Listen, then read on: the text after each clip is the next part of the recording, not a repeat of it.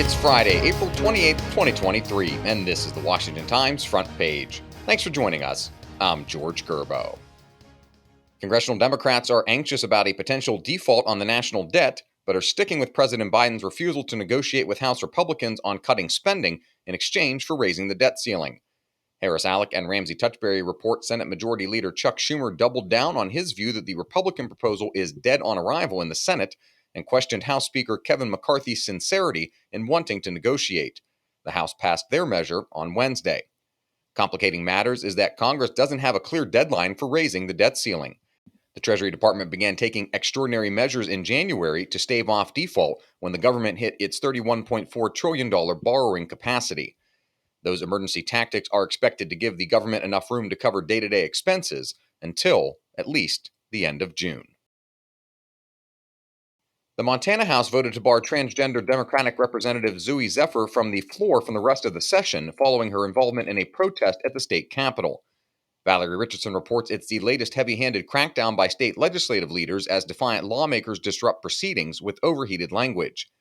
The first-turn Democrat may still cast votes, but may not participate in floor debates for the rest of the session, which ends next week.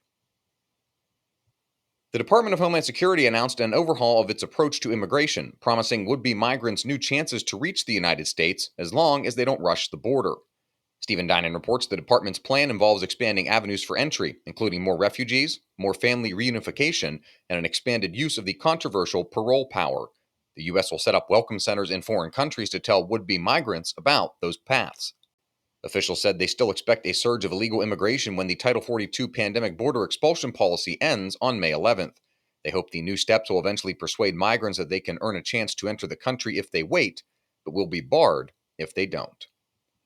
You can read all of these stories at WashingtonTimes.com/front page. You can also find the entire lineup of Washington Times podcasts at WashingtonTimes.com/podcasts. Donald Trump's political rivals are plotting their strategies to split him from his primary supporters and capture the 2024 Republican presidential nomination.